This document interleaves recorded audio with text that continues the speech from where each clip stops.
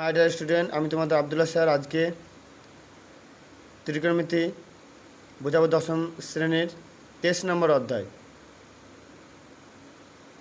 কোণানুপাত অভেদাবলী। দেখো, কোণানুপাত গঠন।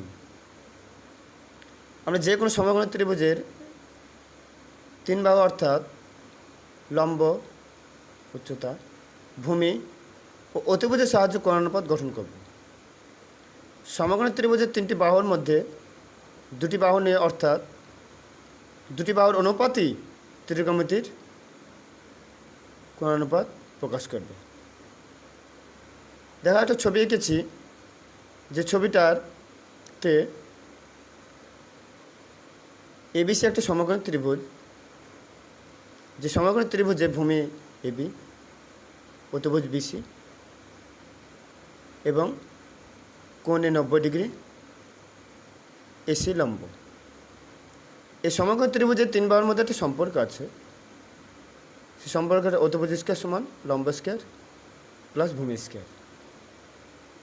চিত্রে যে কোণের সাপেক্ষে বলবে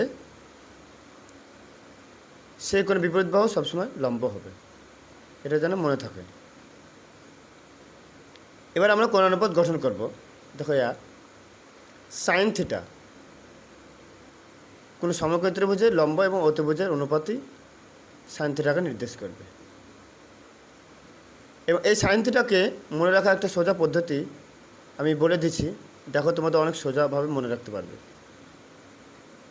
দেখো, সাইন থিটাকে আমরা যদি সাগর, এই লম্বকে আমরা ধরেছি দেখো লবণ, এবং অনেককে আমরা অতিভুজ ধরব। অর্থাৎ সাগর লবণ অনেক মানে বোঝাচ্ছে যে সাগর থেকে সাইন, লবণ থেকে লম্ব, অনেক থেকে অতিভুজ। সাইন সাগরের লবণ অনেক, এ থেকে আমরা বুঝব যে সাইন থিটা সমকোণী ত্রিভুজের লম্ব অতিভুজের সঙ্গে সম্পর্কিত। 2 নম্বর কস থিটা সমকোণী ত্রিভুজের ভূমি এবং অতিভুজের অনুপাতই কস থিটাকে নির্দেশ করবে। এটাও বুঝিয়েছি দেখো কবরভূত অনেক। এই কবরভূত অনেক এর দ্বারা আমরা বুঝব যে কস থিটা কোন সমকোণী ত্রিভুজের ভূমি এবং অতিভুজের অনুপাতই কি বোঝায়। এবং 3 নম্বর ট্যান থিটা কোন সমকোণী ত্রিভুজের লম্ব এবং ভূমির অনুপাতকে বোঝায়। এটাও দেখো তোমাদের একটা ট্রিক্স শিখিয়ে দিয়েছি, ট্যারা লম্বা ভূত, যে ট্যানজেন্ট ট্যারা, লম্বা থেকে লম্ব, এই ভূত থেকে ভূমি। তোমরা সহজে মনে রাখতে হবে ট্যারা লম্বা ভূত মানে ট্যান থিটা সমকোণী ত্রিভুজের লম্ব ভূমির অনুপাতকে নির্দেশ করে। উপরোক্ত কোণানুপাত অনন্য কোণানুপাতগুলি আমরা সহজে নির্ণয় করতে পারবো। অর্থাৎ যে সাইন থিটা, এই সাইন থিটা অনন্য কোণানুপাত হলো কসেক থিটা। অর্থাৎ কসেক থিটার সময় 1/sin থিটা, অতিভুজ বাই লম্ব। 2 নম্বর থেকে আমরা দেখতে পাচ্ছি যে কস থিটা অনন্য সেক থিটা, অর্থাৎ সেক থিটার সময় 1/cos থিটা, অতিভুজ বাই ভূমি। এবং 3 নম্বর থেকে আমরা পাচ্ছি যে ট্যান থিটা অনন্য কর থিটা, অর্থাৎ কর থিটা সময় 1/tan থিটা, ভূমি বাই লম্ব।